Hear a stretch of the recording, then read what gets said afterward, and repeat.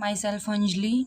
Last lecture में हमने first unit पढ़ी थी 10th क्लास की, और उसके बाद मैंने थोड़े से वो करवा दिए थे कि बच्चों को वो नहीं समझ आ रहे थे कि एलिमेंट कैसे लिख रही हूँ मैं। तो एलिमेंट का उसमें काफ़ी यूज़ था कि क्योंकि मैं एग्जांपल दे रही थी रिएक्शन की, केमिकल रिएक्शन वाले चैप्टर में रिएक्शन के एग्जांपल मैं दे रही थी, तो रिएक्शन के में सारे के सारे एलिमेंट आ रहे थे। तो उन एलिमेंट्स के बारे में काफ़ी बच्चों को, कुछ बच्चे ऐसे थे कि जिनको नहीं पता था कि क्या है, हो सकता है कि फर्स्ट टाइम सुना हो किसी ने। सो मैंने 1 से लेकर 20 तक की पूरी सीरीज़ वाइज 1 2 3 सीरीज़ वाइज याद करने की जो एक ट्रिक थी वो मैंने तो लास्ट वीडियो में डाली थी। बिल्कुल 5 मिनट्स की, वैसे तो 2 मिनट्स में मैंने बता दिए थे, 2 मिनट्स मैंने रिपीट करने में लगा दी। टोटल 4-5 मिनट्स की मैंने जो वीडियो डाल रखी है, तो उस वीडियो से आप देख सकते हो। ठीक है, और आज हम शुरू कर रहे हैं acid base and salt, second unit है 10th क्लास की। ठीक है, सो इसमें क्या है, सबसे पहले हम एसिड और बेस के बारे में पढ़ेंगे कि एसिड और बेस का क्या मसला है। ठीक है, सो एसिड बेस के बारे में पढ़ते हैं। एसिड हमारे क्या होते हैं, एसिड वो होते हैं जो H पॉजिटिव आयंस देते हैं एक्वा सॉल्यूशन के अंदर। H पॉजिटिव आयंस जो देते हैं उनको हम बोलते हैं एसिड, और जो OH नेगेटिव आयंस देते हैं उनको हम बोलते हैं बेस। पहले मैं एसिड्स की बता देती हूँ, फिर बेस की बताऊंगी, क्योंकि शायद यहाँ पे दिखे नहीं गा ना आपको ऊपर। तो एसिड होते हैं H पॉजिटिव आयंस देते हैं जो एक्वा सॉल्यूशन में, और बेस क्या देते हैं, OH नेगेटिव। और जो एसिड्स है वो क्या होते हैं, सोरिन टेस्ट होते हैं। ठीक है, ये टेस्ट में खट्टे होते हैं और ये टेस्ट में कड़वे होते हैं। बेटरीन टेस्ट होते हैं, ये सोरिन टेस्ट होते हैं, ये बेटरीन टेस्ट होते हैं। ठीक है, और ये ब्लू लिटमस पेपर को रेड लिटमस पेपर में कन्वर्ट कर देते हैं, और ये क्या करते हैं, रेड को ब्लू में कर देते हैं। ठीक है, और इनका सोपी टच होता है, बेस वालों का थोड़ा सा सोपी टच होता है। इट कोरोड मेटल्स, और ये मेटल्स को कोरोड भी कर देते हैं, क्योंकि एसिड की वजह से ही मेटल कोरोड हो जाती है। और एक तो आपने लाइव एग्जाम्पल इसका काफ़ी बार सुना होगा कि जो ताजमहल है उसके ऊपर एसिड रेन की वजह से उसका जो कलर है थोड़ा सा वो येलोइश हो गया। ठीक है, वो एसिड रेन की वजह से हुआ है। तो एसिड क्या कर देती है, किसी भी मेटल को कोरोड कर देती है। और कोरोजन के बारे में केमिकल रिएक्शन वाले यूनिट में मैंने बता दिया कि कोरोजन कैसे होता है। ठीक है, जंग वगैरह लग जाता है मेटल्स में, ग्रीन लगता है, कौन सी मेटल में लगता है आपको पता होगा, पता हो तो कमेंट सेक्शन में जरूर बताइए। और आयरन में आपने देखा था, आयरन का तो स्पेशल था, तो आयरन में किस कलर, कैसा कलर हो जाता है मेटल का कोरोजन के बाद। ठीक है, एसिड के जो एग्जांपल है, स्ट्रॉन्ग एसिड और वीक एसिड दोनों हो सकते हैं। स्ट्रॉन्ग एसिड में है H2SO4, जिसको हम बोलते हैं सल्फ्यूरिक एसिड, जिसको हम क्या बोलते हैं, सल्फ्यूरिक एसिड। इसका नाम है सल्फ्यूरिक एसिड। HCl क्या है हमारा, हाइड्रोक्लोरिक एसिड। HCl है हाइड्रोक्लोरिक एसिड। और वीक एसिड में इसका एग्जांपल है CH3COOH, ये होता है एसिटिक एसिड। इसको हम क्या बोलते हैं, एसिटिक एसिड। ये क्या है मेरे वीक एसिड के एग्जांपल। स्ट्रॉन्ग एसिड के एग्जांपल क्या है, स्ट्रॉन्ग बेस के एग्जांपल क्या है, स्ट्रॉन्ग बेस में आता है NaOH और KOH, सोडियम हाइड्रोक्साइड और KO, पोटेशियम हाइड्रोक्साइड। ठीक है, वीक बेस में NH4OH, ammonium hydro oxide, weak base का ये एग्जांपल हो गया। ठीक है, ये हो गए इनके एग्जांपल। ठीक है, सोल्ट के बारे में अलग पढ़ेंगे, एसिड बेस की रिएक्शन करवाएंगे तो सोल्ट ही बनेगा। ठीक है, सो नेक्स्ट है 2 टाइप्स ऑफ एसिड। एसिड के 2 टाइप्स, एसिड के 2 टाइप्स होते हैं, लाइक कंसनट्रेटेड और डाइल्यूट एसिड। कंसनट्रेटेड एसिड और डाइल्यूट एसिड क्या होता है, कंसनट्रेटेड एसिड में वाटर की अमाउंट लेस होती है, एसिड थोड़ा सा ज़्यादा होता है, उसको हम कंसनट्रेटेड बोलते हैं। और डाइल्यूट एसिड के अंदर क्या होता है, इसके अंदर वाटर ज़्यादा होता है। डाइल्यूट मैं लास्ट टाइम भी बताया था, डाइल्यूट का मीनिंग वाटर से होता है। ठीक है, एक्वस डाइल्यूशन मतलब वाटर से, तो इसके अंदर वाटर की अमाउंट ज़्यादा होती है, एसिड की अमाउंट थोड़ी कम होती है। ठीक है, इसलिए इसके अंदर मोर वाटर तो डाइल्यूट होएगा। कंसनट्रेटेड के अंदर क्या होएगा कि उसके अंदर वाटर कम होएगा। ठीक है, तो ये थे एसिड 2 टाइप्स के होते हैं, कंसनट्रेटेड डाइल्यूट दोनों एसिड होते हैं। ठीक है, कई बार रिएक्शन होते हैं ना, तो उसके अंदर हमें देखना पड़ता है कि हम कंसनट्रेटेड एसिड डालें, डाइल्यूट एसिड डालें, इन दोनों से भी रिएक्शन पर फर्क पड़ सकता है। इसलिए कई रिएक्शन होते हैं जो कंसनट्रेटेड एसिड के साथ रिएक्शन करती है, कई रिएक्शन होती है जो डाइल्यूट एसिड के साथ करती है। ठीक है, ओके, नेक्स्ट है इंडिकेटर्स। इंडिकेटर्स क्या होते हैं, changes colour and smell in different substance. अच्छा, एक बात है, अगर आपको कोई सब्सटेंस दिया जाए और आपसे पूछा जाए कि बताओ कि एसिड है या बेस है, तो आप टेस्ट करके तो बताओगे, तो आपको क्या हो सकता है कि आपके शरीर को हानि पहुंच सकती है ना। ऐसे आप अगर टेस्ट करके बताओ तो क्या पता कैसा एसिड हो, ठीक है, जहरीला भी हो सकता है, किसी भी तरह का हो सकता है। तो आप टेस्ट करके तो बताओगे नहीं, तो आपको क्या करना पड़ेगा, आपको इसकी कलर से, स्मेल से इसका पता लगाना पड़ेगा, ठीक है। और किसी कलर और स्मेल से पता लगाने के इसी तरीके को इंडिकेटर बोलते हैं। इंडिकेटर से हम पता लगाते हैं कि एसिड हमारा किस टाइप्स का है, ठीक है। तो इंडिकेटर के भी कई टाइप्स होते हैं। फर्स्ट इंडिकेटर है नेचुरल इंडिकेटर, ठीक है। इंडिकेटर की मैं आपको एक बार और एक्सप्लेन कर देती हूँ डेफिनेशन। दीज आर द दो substance which change their colour या smell in different types of substances. ये क्या करते हैं, अलग अलग टाइप्स के जो सब्सटेंस है उसमें अलग अलग कलर देते हैं, अलग अलग स्मेल देते हैं, तो हमें पता चल जाता है कि कौन से टाइप्स का इसके अंदर इंडिकेटर है, ठीक है। तो इंडिकेटर है first natural indicator. Natural indicators कौन से होते हैं, जो हमें नेचर के अंदर मिलते हैं प्लांट्स वगैरह से, उनको हम बोलते हैं नेचुरल इंडिकेटर्स। नेचुरल इंडिकेटर के एग्जांपल क्या है, ट्यूमरिक होती है, ट्यूमरिक मतलब हल्दी होती है, अगर वो एसिड के साथ रिएक्शन करेगी ना तो वो येलो कलर की होएगी, उसके अंदर कोई चेंज नहीं आएगा, नो चेंज। बट अगर उसने बेस के साथ रिएक्शन की तो वो रेड कलर की हो जाएगी, ठीक है। OH से अगर उसने रिएक्शन की तो वो रेड कलर की हो जाएगी, ठीक है। आपको पता है कि क्योंकि वो ब्लू लिटमस पेपर को रेड कर देता है, बेस है जो हमारा, इसलिए वो रेड कलर की हो जाएगी। और लिटमस क्या करेगा, लिटमस हमारा रेड कलर का हो जाएगा एसिड के अंदर और ब्लू कलर का हो जाएगा बेस के अंदर। ये थे example of natural indicator. Natural indicator मैंने बता दिया किससे मिलते हैं, प्लांट्स वगैरह से मिलते हैं। और इसके एग्जाम्पल है ट्यूमरिक और लिटमस, तो दे दिए। एसिड पे और बेस पे दोनों तरह से इंडिकेटर का इफेक्ट बता दिया है कि ट्यूमरिक अगर आप यूज़ करोगे तो एसिड के साथ तो क्या इफेक्ट होएगा और बेस के साथ क्या इफेक्ट होएगा। सिमिलरली लिटमस पे एसिड का क्या और बेस का क्या, ठीक है। नेक्स्ट है सिंथेटिक इंडिकेटर। सिंथेटिक इंडिकेटर क्या होते हैं, जो लेबोरेटरी में प्रिपेयर किए जाते हैं, उनको क्या बोलते हैं, सिंथेटिक इंडिकेटर। ये एक टाइप्स के केमिकल्स वगैरह ही होते हैं, ठीक है। फिनोफ्थलीन, ये थोड़ा सा आपको नाम थोड़ा सा अजीब लगेगा क्योंकि फर्स्ट टाइम सुना होगा, बट एक फिनोफ्थलीन एक सब्सटेंस होता है जो एसिड के अंदर तो उसका कलर लेस होता है और बेस के अंदर वो वायलेट कलर का होता है, ठीक है। और ये किसका एग्जाम्पल है, सिंथेटिक इंडिकेटर का। सिंथेटिक इंडिकेटर लेबोरेटरी में प्रिपेयर किए जाते हैं, लैब में प्रिपेयर करने पड़ते हैं, कोई प्लांट्स वगैरह से नहीं मिलते। प्लांट्स वगैरह से जो मिलते हैं उनको क्या बोलते हैं, ये जो नेचुरल इंडिकेटर फर्स्ट हमारे पड़ा, ठीक है। थर्ड टाइप्स के होते हैं ओल्फैक्टरी इंडिकेटर। ओल्फैक्टरी इंडिकेटर कौन से होते हैं, ओल्फैक्टरी इंडिकेटर में क्या करते हैं, इनका डिफरेंट ऑर्डर होता है एसिड और बेस के अंदर। जो डिफरेंट टाइप्स के ऑर्डर देते हैं उन्हीं को ओल्फैक्टरी, जैसे वेनिला जो हमारी आइसक्रीम फ्लेवर में यूज़ की जाती है, अगर हम उसको एसिड के साथ करते हैं तो स्मेल उसकी इंक्रीज हो जाती है और बेस के साथ उसकी कोई स्मेल नहीं होती, नो स्मेल, ठीक है। और क्लोव ऑयल होता है, जो लौंग का तेल होता है, उसकी स्मेल इंक्रीज हो जाती है एसिड के अंदर और बेस के अंदर क्या होती है, उसकी स्मेल डिक्रीज हो जाती है, ठीक है। वेनिला जो आइसक्रीम है इसका बेस्ट एग्जांपल है ओल्फैक्टरी इंडिकेटर का। ये ऑर्डर के बेस पे होता है, इसकी स्मेल के बेस पे होता है कि किस टाइप की स्मेल इंक्रीज होती है, डिक्रीज होती है। उस टाइप्स जो स्मेल को इंक्रीज या डिक्रीज करते हैं डिफरेंट टाइप्स को और एसिड और बेस के अंदर, उनको बोलते हैं ओल्फैक्टरी इंडिकेटर, ठीक है। ये था थर्ड टाइप ऑफ इंडिकेटर। और क्लोव ऑयल भी, लौंग का तेल जो है, ये भी किसका एग्जांपल है, ओल्फैक्टरी इंडिकेटर का। एसिड के अंदर इसकी स्मेल इंक्रीज हो जाती है और बेस के अंदर इसकी स्मेल डिक्रीज हो जाती है। नेक्स्ट है केमिकल प्रॉपर्टीज़। एसिड की और बेस की हमें केमिकल प्रॉपर्टीज़ पढ़नी है कि केमिकल प्रॉपर्टीज़ मीनिंग कि एसिड और बेस अगर किसी टाइप्स की मेटल से, मेटल ऑक्साइड से, मेटल कार्बोनेट से अगर रियर रहे हैं तो किस टाइप के सब्सटेंस ये देंगे, ठीक है। आप अगर एसिड और बेस की मेटल के साथ रिएक्शन करवाओगे तो वो सोल्ट प्लस में हाइड्रोजन गैस निकाल देंगे, ठीक है।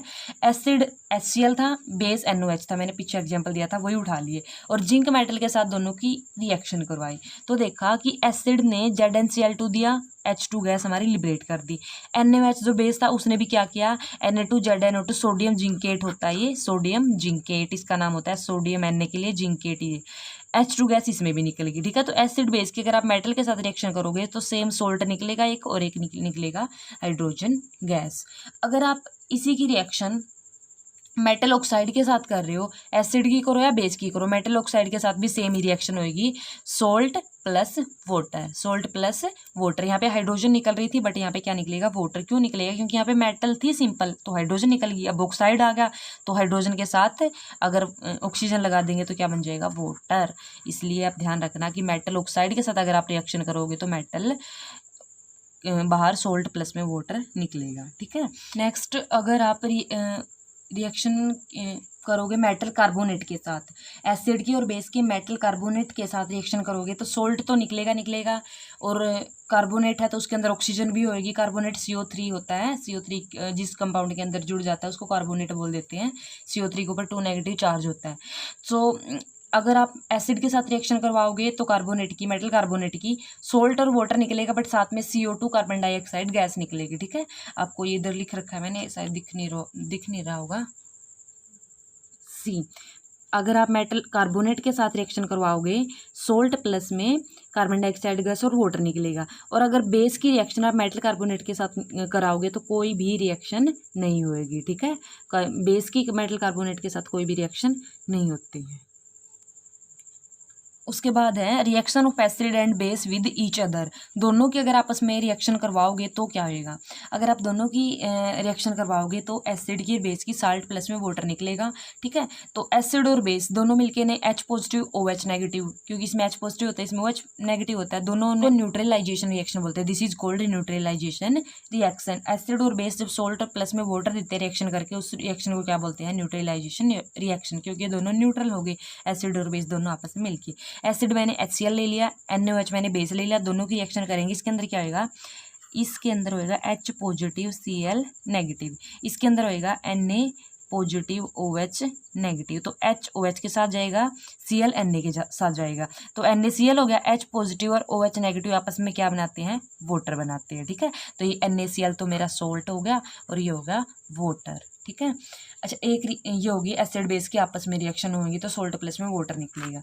एक रिएक्शन और है, अगर रिएक्शन मेटेलिक ऑक्साइड के साथ करे तो क्या वो भी, वहाँ पे भी सोल्ट और वाटर ही निकलेगा। ठीक है, एसिड बेस का तो मतलब सोल्ट तो मोस्टली सभी रिएक्शन में निकलेगा, क्योंकि एसिड की अगर आप मेटल के साथ रिएक्शन करवाओ, मेटल ऑक्साइड के साथ रिएक्शन करवाओ, मेटल कार्बोनेट के साथ रिएक्शन करवाओ, मेटेलिक ऑक्साइड के साथ रिएक्शन कराओ तो वहाँ पे सभी पे निकलेगा। ठीक है, इसे एग्जाम्पल अगर आपको और भी एक्स्ट्रा करने हैं तो आप बुक में से नोट डाउन कर लेना। बाकी समझने वाली बात तो ये है कि रिएक्शन होती है। ठीक है, किस किस के साथ होती है, बस यहाँ पे एक चीज़ है अलग कि बेस है ना मेटल कार्बोनेट के साथ रिएक्शन नहीं करते हैं। ठीक है, बेस मेटल कार्बोनेट के साथ रिएक्शन नहीं करते हैं, और दोनों आपस में, अगर एसिड और बेस दोनों आपस में रिएक्शन कर रहे हैं, and this reaction is called neutralisation reaction. उस रिएक्शन को हम न्यूट्रलाइजेशन रिएक्शन कहते हैं। ठीक है, नेक्स्ट है, सॉरी, अच्छा एक छोटा सा क्वेश्चन आता है कि एसिड और बेस के अंदर कॉमन क्या है?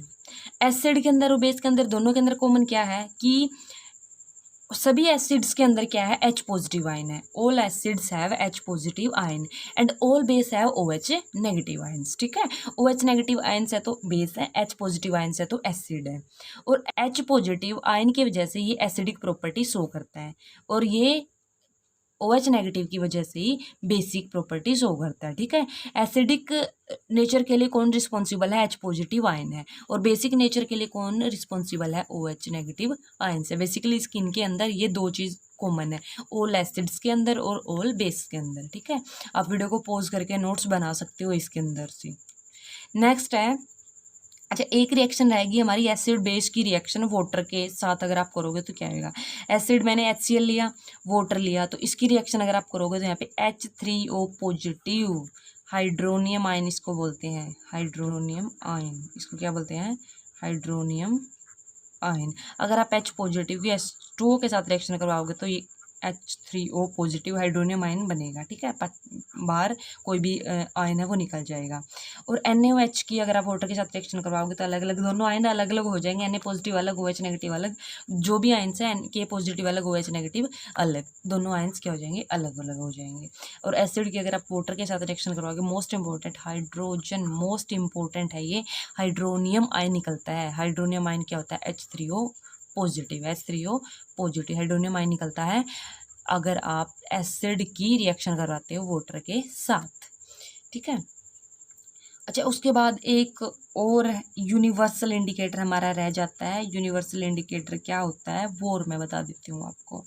अच्छा, mixture of several indicator, mixture of several indicator को हम क्या कहते हैं, यूनिवर्सल इंडिकेटर कहते हैं इसको। पीएच क्या होता है, power of H positive ions, ठीक है। और ये एच पॉजिटिव आयंस की पीएच जो वैल्यू हम 0 से लेके 14 तक देखते हैं, 0 से लेके 14 तक। अच्छा, इसकी टेबल है, टेबल में दिखा देती हूँ मैं आपको कैसे देखते हैं, क्योंकि इसके अंदर हम एसिड की भी देखते हैं और बेस की भी देखते हैं, ठीक है। एसिड और बेस इंक्रीजिंग डिक्रीजिंग ऑर्डर से लगे होते हैं। यहाँ पे 0, यहाँ पे 7, यहाँ पे 14। 7 से उधर क्या होगा, 7 से इधर क्या होगा, ठीक है। कौन डिक्रीज होएगा, कौन इंक्रीज होएगा, ठीक है। तो ये होता है यूनिवर्सल इंडिकेटर, जिसके अंदर मिक्सचर ऑफ सेवरल इंडिकेटर देखते हैं, ठीक है। ये है पीएच वैल्यू का वेरिएशन। यहाँ पे है 0, यहाँ पे 14 और मिड में है 7। 7 पे होते हैं न्यूट्रल, ना एसिड होएंगे ना बेस होएंगे, 7 पे क्या होंगे, न्यूट्रल।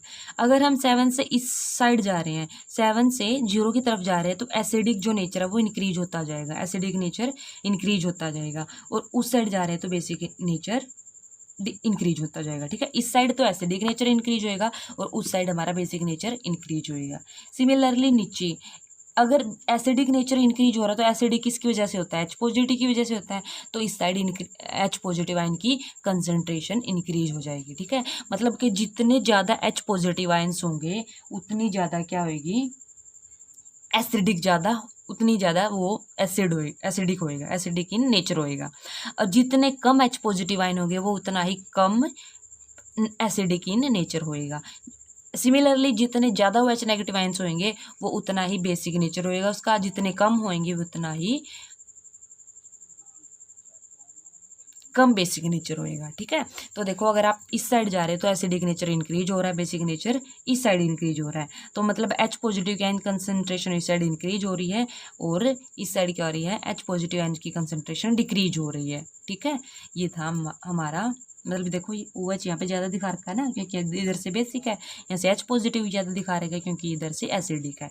ये एसिडिक है और ये बेसिक है। यहाँ पे बेसिक कम, बेसिक यहाँ पे ज़्यादा। यहाँ पे एसिडिक वाला पार्ट ज़्यादा है, यहाँ पे एसिडिक वाला पार्ट कम है। क्यों, क्योंकि इस साइड एसिडिक नेचर इंक्रीज हो रहा है, उस साइड डिक्रीज हो रहा है। ऑब्वियसली बात है, अगर इस साइड इंक्रीज हो रहा है तो उस साइड क्या होएगा, डिक्रीज होएगा, ठीक है। और ये था यूनिवर्सल इंडिकेटर के अंदर, मतलब इसके अंदर क्या होता है कि ये एच पॉजिटिव आयन की इसके कंसंट्रेशन इसके अंदर कितनी है उसके अकॉर्डिंग कलर शो करता है ये वाला इंडिकेटर, ठीक है। एच ज़्यादा एसिडिक है, कम एसिडिक है, ज़्यादा बेसिक है, कम बेसिक है, ठीक है। मतलब एच पॉजिटिव आयन की कंसंट्रेशन पे डिपेंड करता है ये, ठीक है। यूनिवर्सल इंडिकेटर है जो, यूनिवर्सल इंडिकेटर है जो, ठीक है। इम्पोर्टेंस क्या है कि हमें पता है ना बॉडी का तो पीएच आई थिंक सभी को पता होगा, 7 से लेके 7.8 तक के पीएच के मिड में बॉडी हमारी वर्क करती है, ठीक है। अगर बॉडी का जो बॉडी वर्क करेगी किसके अंदर, पीएच वैल्यू अगर 7 से 7.8 होएगी, ठीक है, 7 से 7.8। अच्छा, if pH of rain is less than 5.6, अगर रेन हो रही है, रेन का अगर पीएच वैल्यू 5.6 से नीचे चला गया है तो वो कौन सी रेन हो जाएगी, एसिडिक रेन। क्यों, क्योंकि यहाँ पे 0, यहाँ पे 14, यहाँ पे 17, इस साइड क्या है एसिडिक और इस साइड क्या है बेसिक। तो 7 से नीचे चला गया ना 5.6, अगर 5.6 7 से नीचे है तो इसका मतलब ये एसिडिक होगी, तो रेन हमारी क्या हो जाएगी, एसिडिक इन नेचर हो जाएगी, ठीक है। अच्छा, हमारे जो स्टमक के अंदर है वहाँ पे भी HCl प्रोड्यूस होता है, जो भी हम खाना वगैरह खाते हैं ना, तो हमारे शरीर के अंदर भी हमारा एसिड क्या होता है, प्रोड्यूस होता है, हाइड्रोक्लोरिक एसिड, HCl एसिड। और जो अगर हमारे माउथ का पीएच 5.5 से भी लेस चला जाए, अगर 5.5 से लेस चला गया तो वहाँ पे क्या होना स्टार्ट हो जाएगा, टूथ डिके होना स्टार्ट हो जाएगा, हमारे दांतों का डिके स्टार्ट होना शुरू हो जाएगा माउथ के, अगर पीएच वैल्यू 5.5 से नीचे चला गया तो। और फॉर प्लांट्स के लिए भी इनको ग्रोथ करने के लिए इनको एक स्पेशल पीएच की ज़रूरत होती है, ठीक है। ये थे हमारे डेली लाइफ के अंदर, बॉडी वर्क के लिए भी पीएच, रेन के लिए भी, हमारे स्टमक के अंदर भी HCl प्रोड्यूस होता है, टूथ डिके में भी क्या हो जाता है अगर पीएच कम चला जाए तो, ठीक है। और अगर प्लांट्स के लिए भी एक स्पेशल टाइप्स का पीएच होता है जिसकी उनकी ग्रोथ के लिए, ठीक है, उससे ज़्यादा या कम हो गया तो दोनों उसके लिए हानिकारक है, ठीक है। और नेक्स्ट ये थे एसिड और बेस के बारे में। उसके बाद आता है हमारा सोल्ट। सोल्ट के अंदर क्या है, अगर एसिड और बेस आपस में रिएक्शन करेंगे तो क्या होएगा, सोल्ट और वाटर, पहले भी पढ़ी है न्यूट्रलाइजेशन रिएक्शन। न्यूट्रलाइजेशन रिएक्शन बन जाएगी अगर एसिड और बेस दोनों ने आपस में रिएक्शन कर ली है तो, ठीक है। अच्छा, सोल्ट के कुछ टाइप्स लिख रखे हैं मैंने, अलग अलग प्रकार के केमिकल हैं जिनके जो सोल्ट से बनते हैं, देखो ये लिख रखे हैं। पहला है NaOH, सोडियम हाइड्रोक्साइड, ठीक है। नेक्स्ट है CaOCl2, कैल्शियम, यहाँ पे Ca कैल्शियम होता है, O ऑक्सीजन, Cl क्लोरीन है, ठीक है। इसको बोलते हैं ब्लीचिंग पाउडर। क्या होता है ये, ब्लीचिंग पाउडर। इनको ध्यान से नोट कर लेना कहीं पे भी, क्योंकि क्वेश्चन पेपर में ना एक सिर्फ ये दे देंगे और फिर क्या पता आपसे पूछ लेगी ब्लीचिंग पाउडर है, बेकिंग सोडा है, क्या है, ठीक है, वॉशिंग सोडा है, कौन सा सोडा है। तो NaHCO3, सोडियम हाइड्रोजन कार्बोनेट, इसको बोलते हैं baking soda. Sodium hydrogen carbonate, baking soda. अगर सोडियम सिंपल कार्बोनेट है, सोडियम कार्बोनेट है, और ये हाइड्रेटेड मॉलिक्यूल होते हैं वाटर के, हाइड्रेटेड मॉलिक्यूल बोलते हैं इनको, 10 मॉलिक्यूल है तो इसको बोलेंगे वॉशिंग सोडा। और सोडियम के बीच में अगर हाइड्रोजन आ जाए, सोडियम हाइड्रोजन कार्बोनेट बन जाए तो उसको बोलते हैं बेकिंग सोडा। अच्छा, CaSO4, कैल्शियम सल्फेट, और half H2O, half hydrated water के मॉलिक्यूल हैं तो उसको बोलते हैं plaster of Paris. Plaster of Paris cement वगैरह के लिए यूज होता है हमारा, ठीक है। स्पेशल टाइप्स के यूज होते हैं, सभी के यूज होते हैं, वो यूज हम 1 बाय 1 पढ़ेंगे। पहले फर्स्ट पढ़ेंगे, सेकंड सबकी प्रिपरेशन भी पढ़ेंगे और सबके यूज भी पढ़ेंगे, ठीक है। इस लेक्चर में इतना ही कर लो आप, ये थोड़ा ज़्यादा लेंथी हो जाएगा, नेक्स्ट लेक्चर में करवा दूंगी मैं इसके बारे में, इनकी प्रिपरेशन और इनके यूजेस के बारे में। यूज बहुत ज़्यादा इंपॉर्टेंट, इनके प्रिपरेशन भी बहुत ज़्यादा इंपॉर्टेंट है, क्योंकि 10th क्लास के तो एग्जाम में वही आते हैं, इनके यूज और प्रिपरेशन बहुत ज़्यादा आते हैं। और 1 मार्क्स में क्वेश्चन पूछा जाता है कि बताओ सोडियम हाइड्रोजन कार्बोनेट है, इसका फॉर्मूला, किसका फॉर्मूला है, बेकिंग सोडा का है, वॉशिंग सोडा का है, किसका फार्मूला, प्लास्टर ऑफ पेरिस का है। कई बार ये भी पूछ लेते हैं बिना ऑप्शन दिए कि प्लास्टर ऑफ पेरिस का फार्मूला बताओ, वॉशिंग सोडा का फार्मूला बताओ, ठीक है। सो ये थे हमारे केमिकल जो सोल्ट से निकलते थे, ठीक है। सो आज के लिए इतना ही। Thank you so much for watching this video and please share with your friends. Stay safe, stay healthy, bye.